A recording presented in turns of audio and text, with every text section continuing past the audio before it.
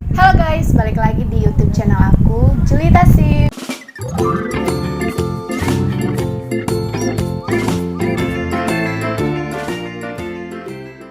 Kali ini aku mau buat video berbeda dari video aku sebelumnya. Videonya tentang mahasiswa kebidanan. Jadi, aku hari ini bakal buat video bareng seseorang. Nanti aku panggil dia adalah kawan sekelas aku. Dan aku panggil dia sekarang. 1, 2, 3.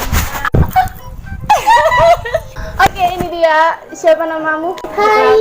Nama aku Graciela. Jadi guys, kami berdua adalah mahasiswi kebidanan. Ini semester akhir, semester 8. Tapi tinggal menunggu wisuda sih. Jadi, kami tuh mau ngebantu adik-adik yang masih penasaran gitu loh. Semester 1 jadi mahasiswi kebidanan ngapain aja ya nggak sih? Yes. Nah, di situ jadi kami kayak mau ngasih detail gitu buat kalian sesuai dengan pengalaman yang kami rasain. Gimana jadi mahasiswa semester awal jadi mahasiswa kebidanan? Kalian mau tahu?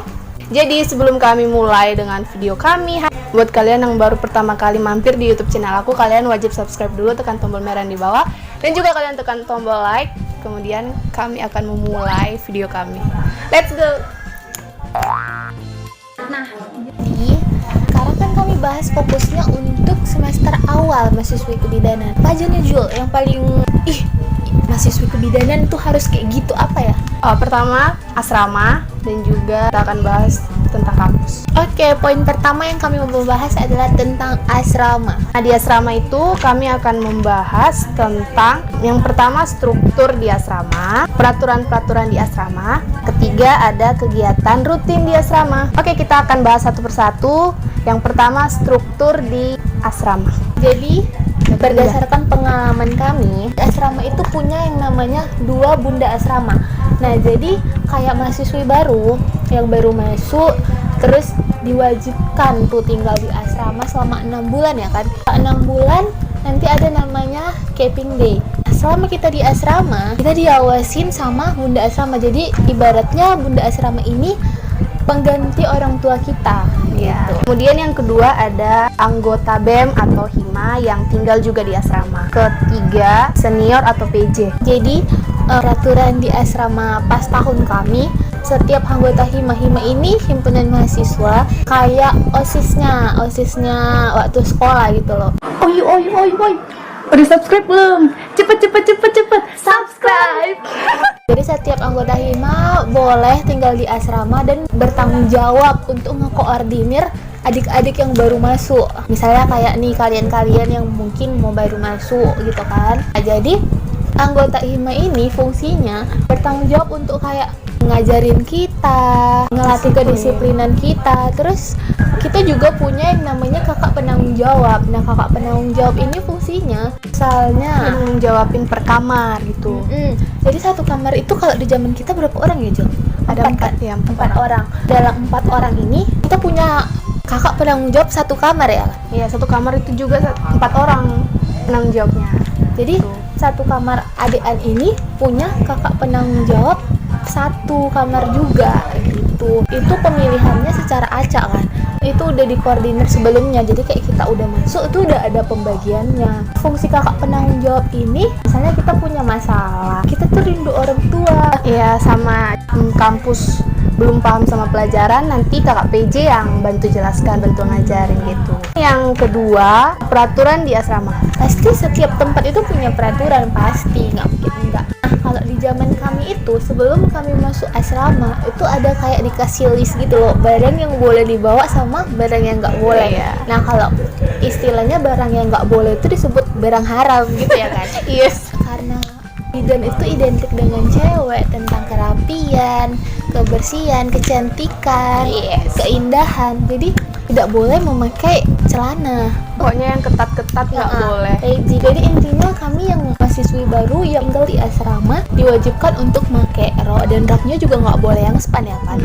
Panjang, pokoknya dia di bawah lutut. Terus untuk yang sani rambutnya nggak boleh gerai-gerai kayak gini, harus Diikat pakai harnet atau sanggul gitu.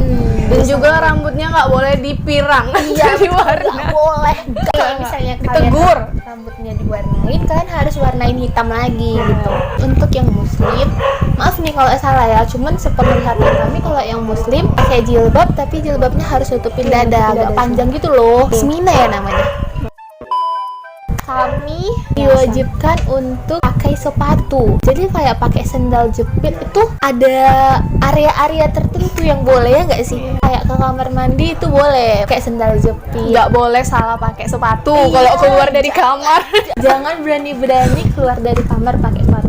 Ini bukan bakal kena apa, bahkan sanksi apa gitu, bukan, tapi lebih ngelatih kedisiplinan diri ya kan. Kayak oh iya ternyata kemana-mana tuh kerapian penting ya nggak sih? Terus kita nggak boleh bawa perhiasan ke asrama gitu. Handphone nggak boleh, cuman bawa laptop, itu pun maksimal 2 atau 1 laptop per kamar gitu.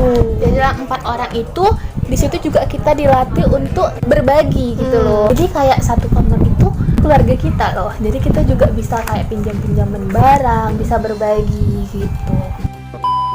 Oke, yang ketiga ada kegiatan rutin di asrama. Kegiatan rutin yang di asrama yang pertama ada piket rutin tiap minggu di asrama. Itu wajib, dan tiap kamar udah diadakan tuh jadwalnya dari kakak PJ yang buat sendiri. Kalau bukan kakak PJ, kakak Hima yang menentukan jadwalnya tiap minggu untuk adean yang baru masuk. Maksud piket di sini bukan kayak kita pasti mikirnya kayak iya aku di rumah nggak pernah kerja loh, kok tiba-tiba masuk asrama aku harus kerja, aku nggak bisa diginiin ya enggak.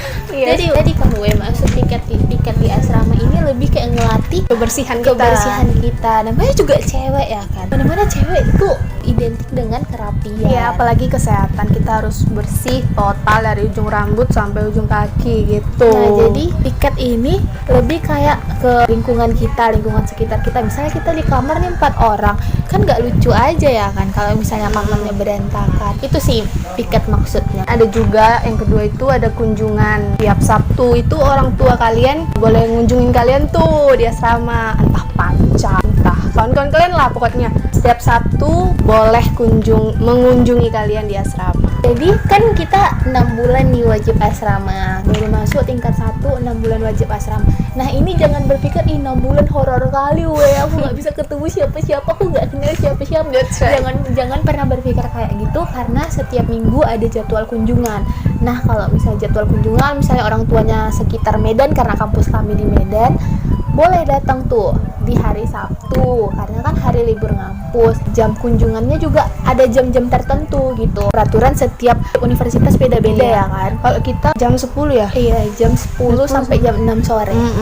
Jadi kalau pas kunjungan ini kalian boleh gitu kan, kayak misalnya itu kan hari Sabtu, sebelumnya udah bilang nih ke kakak PJ untuk ngubungin orang tua bahwa ada barang-barang yang harus kalian ambil atau kalian butuhkan. Misalnya kayak aku mau praktek gini, besoknya mau praktek, aku butuh stetoskop. Nah boleh pas kunjungan orang tua kalian bawa, tapi nggak diperbolehkan bawa HP ya kan? Iya, nggak boleh. Jadi 6 bulan itu emang fokus untuk ngebentuk diri, kedisiplinan, dan itu nggak boleh pakai HP. Tapi kalau misalnya kalian memang rindu orang tua, terus pengen jumpa, itu bisa pas kunjungan dengan pas malam minggu ya kan, pas ke kamar kakak PJ. Ketiganya ada yang Nasrani boleh ke gereja asalkan didampingi sama PJ. Buat kalian misalnya kayak kak aku gerejanya kesukuan, aku gerejanya karismatik, itu gimana gitu kan. Nanti ada beberapa, misalnya kayak kita kan punya kakak di asrama, kakak Hima dan kakak Bem. Nanti mereka tuh arahin. Pokoknya intinya setiap kita ke gereja, kita harus punya kakak yang ngejagain kita, karena kan kita nggak tahu. Ini posisinya kita tingkat 1, semua dari luar Dan belum tahu apa-apa juga kami di situ ya. Jadi kan mau naik transportasi apa, di gerejanya gimana, kita ketemu siapa, harus ada yang bimbing. Itu sih fungsinya. Yang keempatnya Selasa dan Kamis kami di asrama itu ibadah. Yang Nasrani ibadah sama senior juga. Terus yang Muslim juga pengajian di setiap Selasa dan Kamis. Yang kelima, setiap Senin, Rabu, Jumat, Minggu kami kumpul gitu buat studi malam. Itu yang paling bagus semuanya, betul. Banyak yang kalian dapat dari situ. Jadi studi malam itu betul the best yang pernah ada. Kayak kegiatan yang wow, kalau misalnya itu dihapuskan, aduh, bakalan rugi kali lah. Karena kebersamaannya di situ dapet kalau studi malam. Ini studi malam ini kayak belajar tapi kelompok besar gitu. Mahasiswa baru wajib mengikuti kegiatan studi malam. Nah, studi malam ini yang tadi kayak Lita udah jelasin hari-harinya, setiap jam 7 kita